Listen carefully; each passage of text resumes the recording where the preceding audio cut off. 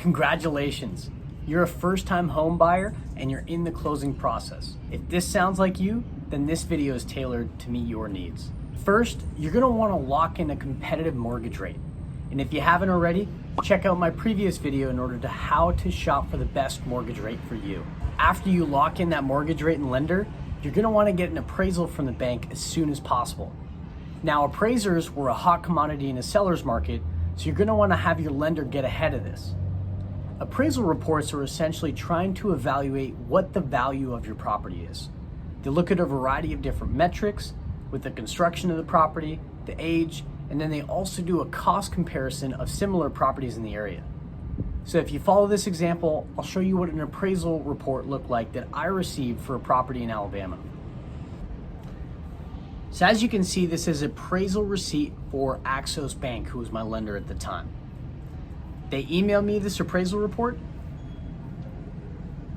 And in the first section here, it talks about a lot of the things like the subject, which included personal information that I redacted, the contract, the neighborhood specific. So if you didn't know already, it's a good way to see what details of the neighborhood are in there. It talks about the site, the improvements on the property, talks about the neighborhood. It gives you information about the actual site itself, to include electricity, gas. It also gives you details about the foundation and materials used to build the property if you didn't have that information already. Sometimes this is pretty helpful to know what you're dealing with. And then it gets into the cost comparison. So in this section, they typically look at about 3 different sales of properties that are similar to yours. And what they try to do is determine what the price per square foot is, and if you were to make this property more like the property that you're purchasing, what that sale price would have been. For this example, if we look at comparable sale number 1, it sold for $188,000. It sold at a price of $96.41 per square foot. However, as you can tell as you read on, it's got a bigger site than the one that I'm purchasing at $2,200 and this one at $2,917. It also has a bigger square footage at 1950, whereas the property that I'm purchasing is 1718. So naturally, there'll be a different price. So what this tries to do is figure out, okay, at 1950 square feet, what value is that extra square footage providing to that sale?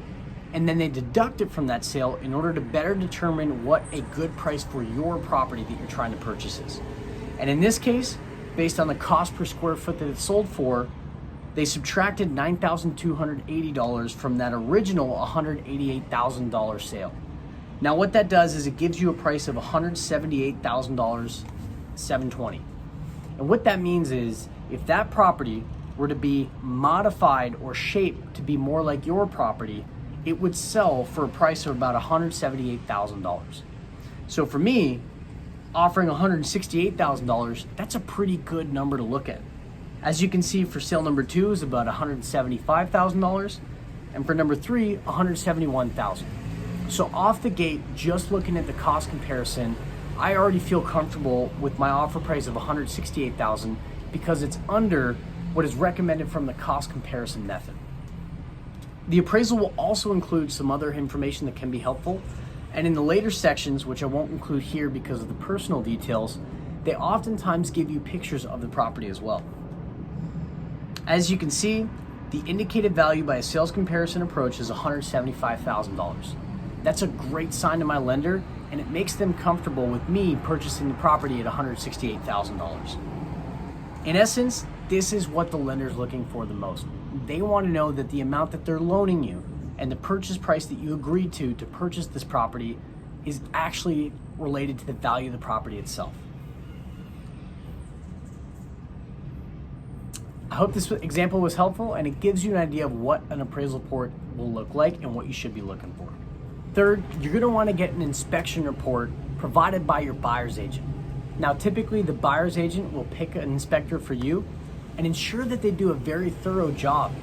You're going to want to identify any major or minor problems in this inspection report so that you can either renegotiate that purchase price, proceed with the deal, or back out altogether. Typically, they'll provide you everything that's wrong with the property from chip paint all the way to structural issues of the house itself. Major concerns that can come up at an inspection are structural problems. Any water damage, anything that may cause some sort of havoc in the future is something that you want to typically avoid, or at least reduce the purchase price, because that's going to be a future cost that you will incur. However, there are some minor things that can come up in an inspection report, like chipped paint, chipped floors, chipped tiles. Those are relatively easy fixes, but can honestly offer you some wiggle room with that purchase price if you go back to the seller. After you get your inspection report, talk with your buyer's agent. See if there's any wiggle room to either reduce the purchase price, or if there's something in there that is so alarming that it's best if you just back out of the deal altogether. Fourth, you are going to be bombarded with different closing documents from your lender. They ask you everything from where you were born, what your blood type is, and any single financial commitment you've made over your lifetime. Thanks to 2008, lenders have gotten a lot more strict with all the documentation required for closing, so make sure you work with your lender in order to make sure you're up to date on all those documents required of you. Fifth, you're gonna wanna shop around for a good home insurance policy. A lot like auto insurance, there's a variety of different things that you're gonna wanna incorporate with your home insurance, so you're gonna wanna spend some time really getting the best coverage for you. This is highly dependent on the individual and the family that's trying to stay in the property. Some things you want to keep in mind is that insurance premiums typically are more expensive if you're either in a flood zone or in a fire hazard area. So talk with your buyer's agent and see if you're in either of these areas, because that is really important as you go shopping for your home insurance. Sixth, you're almost at that closing day, but you're going to want to do a final walkthrough with your buyer's agent. Ensure that all the different agreements that you had throughout the closing process have been met, and if there was something that came up in the inspection report that was fixed by the seller, verify that before you get to that closing table with the keys in hand. This is your last chance to either address issues with the seller or to renegotiate before the actual closing day itself.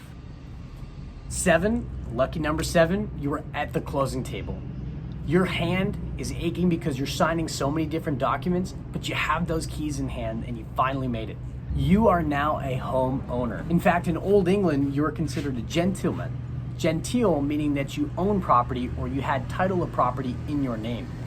I hope this is the first of many properties that you purchase. And if you like this video, stick around, because we're going to discuss how you can go and purchase investment properties to add to your portfolio. If you like this video, smash that like button, subscribe to see more videos like this, and leave a comment below to give me feedback so that I can better tailor these videos to meet your needs. Thanks, and I'll see you around.